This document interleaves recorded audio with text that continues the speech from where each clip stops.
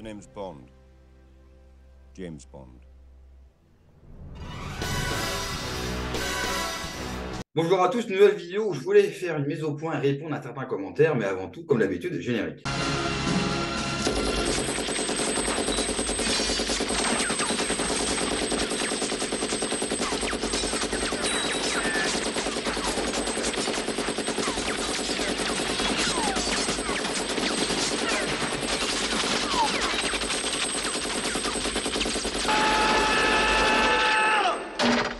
Mise au point aujourd'hui et je vais commencer tout simplement par des critiques sur mon langage, ma façon de parler et les différentes fautes de français que je peux faire. Eh bien, il faut savoir que toutes mes vidéos, c'est de l'impro total. Je n'écris aucune vidéo, je n'ai pas de prompteur, je n'ai pas de PC, rien n'est écrit, que ce soit dans les interviews ou les vidéos que je peux faire seul. Eh bien, c'est de l'impro total. Non seulement il faut que je me concentre sur la caméra, mais il faut que je me concentre sur le récit que je vais vous raconter. Donc, ce n'est pas facile. Donc c'est pour ça que des fois, je peux me répéter, je peux faire des fautes de français, je peux bafouiller. Mais vraiment, le but de cette chaîne, c'est de faire quelque chose de naturel que vous ne voyez pas ailleurs. Il y a très peu de youtubeurs dans le camp national qui, sur YouTube, font de l'impro. La plupart écrivent des textes. D'ailleurs, vous pouvez souvent voir de la lumière devant eux, c'est l'écran de leur PC ou un prompteur. Un prompteur, ça coûte 200 € sur Amazon et ça vous permet justement d'afficher le texte, de mettre une vitesse de lecture et de le lire.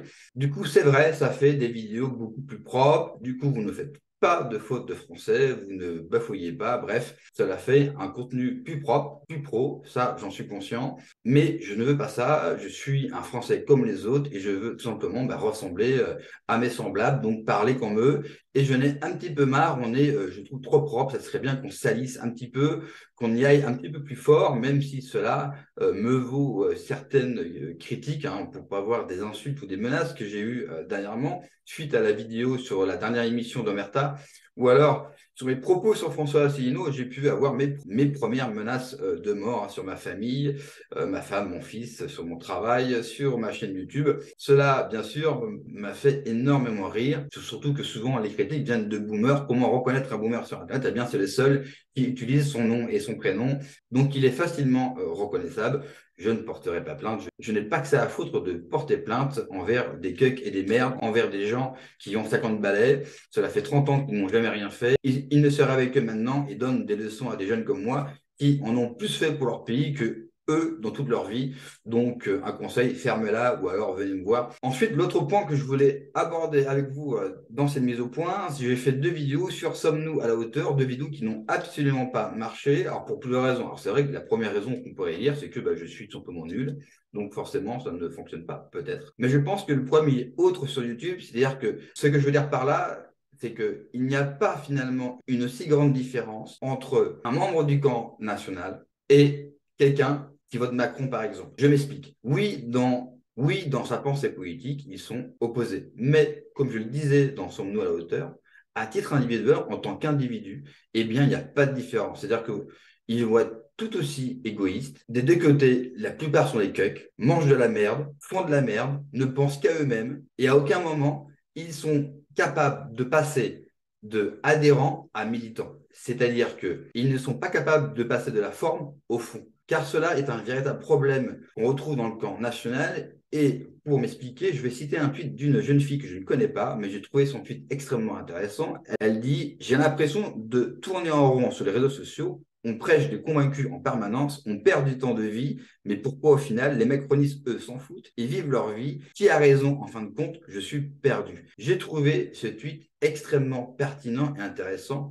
et ça fait suite aux propos que je viens d'avoir. C'est-à-dire que sur les réseaux sociaux, YouTube, Twitter, peu importe, nous passons notre temps à parler entre nous. Je veux pour preuve, il n'y a jamais eu autant de contenu, que ce soit sur Internet, ou même de livres ou de conférences, où vous pouvez y aller. Malgré cela, élection après élection, nos scores s'affaiblissent et l'abstention grandit.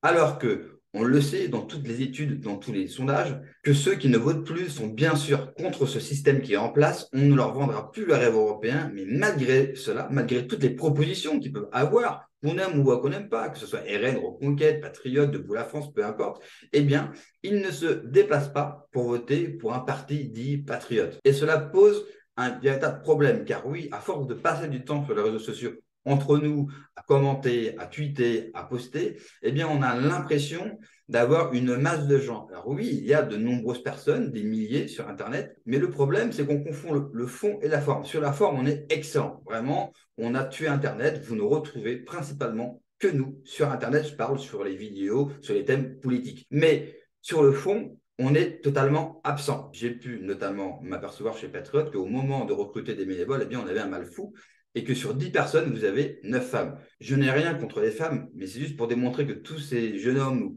je peux voir sur Internet être révoltés, appelés à la révolution. Quand je vois hashtag révolution en tendance Twitter, mais qu'au final, dans la rue, il n'y a personne, qu'au final, personne est capable de la mener, cette révolution, alors que nous passons notre temps, 90% de notre temps sur les réseaux sociaux à nous révolter, eh bien, cela pose un véritable problème. Autre exemple, sur YouTube, il faut savoir que la plupart d'entre vous, 90% des gens, ne regardent pas les vidéos. Je m'explique. Il ne faut pas confondre un clic et avoir vu la vidéo. Je vais vous citer un exemple. L'interview qu'a donné François Asselineau chez Greg Tébubian. 5h40 d'interview. Déjà, je ne vois pas l'intérêt de sortir une interview de 5h40. François Asselineau s'est vanté d'avoir fait plus de 700 000 vues.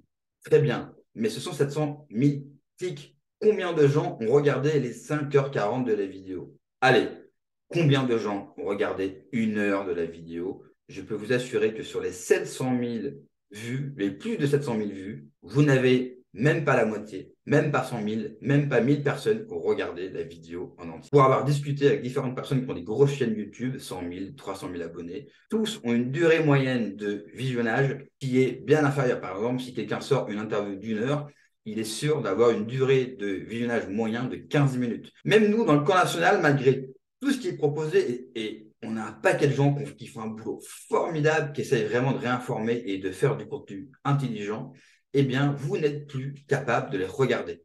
Par contre, vous êtes révolté. Par contre, vous critiquez. Mais au moment de passer à l'action, eh bien, il n'y a plus personne. Autre chose que l'on confond souvent, il ne faut pas confondre un adhérent et un militant. Un adhérent, c'est celui qui va payer 20 € et il va recevoir sa carte. Un militant, c'est celui qui a sa carte, mais qui va passer à l'action, qui va aider son parti et donc favoriser à diffuser au maximum les idées de son parti. Et bien là aussi, il y a un véritable problème. Nous ne trouvons personne. Il y a un véritable décalage entre le fond et la forme, car ce n'est pas normal d'être aussi nombreux sur les réseaux sociaux. Et dans le réel, il n'y a rien. Donc, sommes-nous vraiment cette résistance? C'est une véritable question que je me pose depuis un certain temps. Car, vivant en province, j'ai accès et je connais des gilets jaunes de la première heure, par exemple, ou alors des gens de droite, cathos.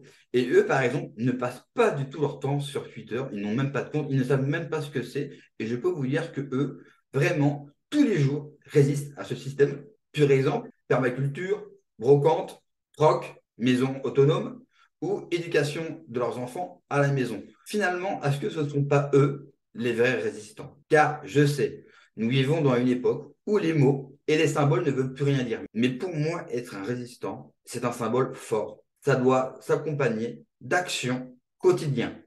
Dans sa vie privée, collectivement, si être résistant, c'est poster sur Twitter, mettre des photos sur Instagram, je suis désolé, mais ce n'est pas être résistant.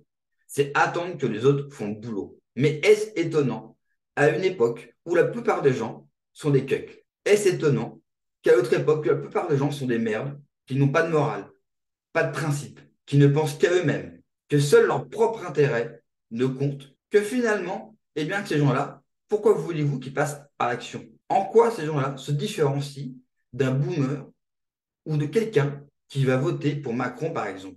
Il n'y a aucune différence. Ce sont les mêmes personnes. La seule différence, c'est leur vision de la politique. Certes, on peut me dire, oui, mais ils sont patriotes, ils aiment la France. C'est très bien. Mais si la France est en danger, comme ils disent, si la France, ce pays qu'ils aiment tant, qu'ils sont prêts à défendre, parce que je lis qu'ils sont prêts à la défendre, qu'ils sont prêts à se battre, eh bien, il va peut-être falloir le faire, le fond et la forme. Il y a un décalage, il y a un trop gros décalage entre la fond et la forme. J'ai été bénévole, j'ai été militant pendant 3 ans, principalement dans la sécurité. Je peux vous assurer que pour avoir affronté plein de problèmes, qu'au moment de passer dans l'action, au moment de transformer les paroles en actes, il n'y a plus personne. Et ça, c'est le principal problème que nous avons aujourd'hui. Il faut régler ce problème de fond et de forme. Sinon, on pourra continuer pendant 10-20 ans à nous énerver sur Twitter. On n'avancera jamais. car on peut me dire tout ce qu'on veut. Politiquement parlant, nous n'avons jamais obtenu une victoire symbolique et une grande victoire, mais nous continuons d'alimenter l'abstention. Merci à vous. Au revoir.